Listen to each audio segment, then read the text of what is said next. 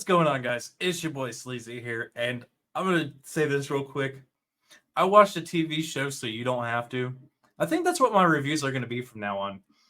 I might title them "I watched it so you don't have to," but I'm gonna talk about some articles that have come out since the episodes have released, and get into the review first, or get into the review second. So just bear with me on this one, guys. But before we get into it, make sure you smash that like button and make sure you subscribe. So let's do this first. Flashback: Star Wars: The Acolyte actress Mandela Stenberg declares white people crying actually was the goal, while promoting the hate you give. So we know their entire goal of this movie was to be as racist as possible. But it wasn't the only thing that they've said. The showrunner, Leslie Headland, says preview audiences regularly praise series as the gayest Star Wars. Now, look, if you're like me and somebody says something's gay, it means it sucks. And boy, this show did not disappoint in that front. So, jumping down here before anybody says that, well, that never happened. I want to ask you both because this is, I would say, arguably the gayest Star Wars, I think, by a considerable margin. And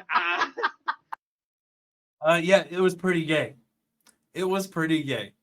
Like, not only was the show boring and lacked any feeling of Star Wars whatsoever, the very first 5 minutes, and I said this on Twitter after watching 4 minutes of it, immediately hopped onto Twitter and says, "Why is this a stupid Matrix with a Star Wars rotting skin suit?"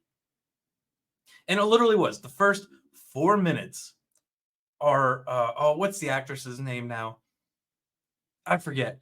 Her and the black girl, the strong black woman, doing a Matrix style fight in a cantina, doing kung fu, which doesn't work. But that was weird because they have lightsabers, they have the Force. They literally don't need to get into fistfights with people.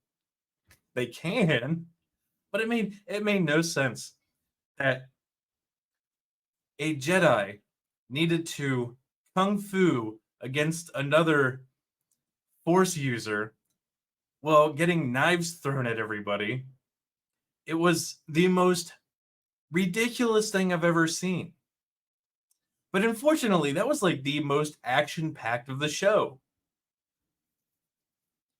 They jump around with the beginning plot where, a black woman's wrongfully arrested and accused of murder. That whole thing. The entire thing was, in their own words, the gayest shit I've ever seen.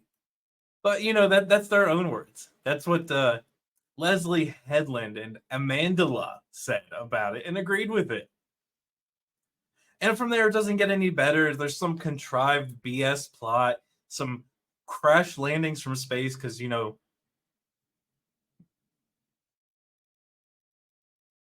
going through warp travel and suddenly people are ejecting out of space pods and you crash into a planet because the plot demands it, to not dying because you're a strong woman. No, I'm being quite serious. They were going faster than light and crashed into a planet and she survives. Like, it destroyed every bit of credibility anybody could have had, because even in the Star Wars I hate, the sequels, when somebody did that, it cut a spaceship in half. But somehow for this one, no, we're all fine now. And I honestly got so bored by the second season because there was so much nothing there. I gave up watching it. It's quite literally that bad. I mean, they have the Wookiee Jedi that popped up in the last, 30 seconds of the second episode, and that was stupid. They've got more knockoff Jedi fights. They're reading people's minds and communicate.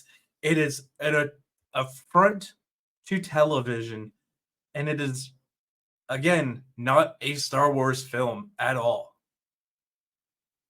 Like, I have nothing good to say about any of the show whatsoever. Literally nothing. Nothing felt like Star Wars. It felt like a movie who was trying to rip off Star Wars and failed miserably.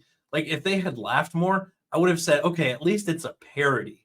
If they had made fun of the Star Wars, I would have had more respect for it because at least I could say, well, they're kind of just poking fun of and parodying it. But they didn't even do that. They tried to give it some serious plot that doesn't make any sense.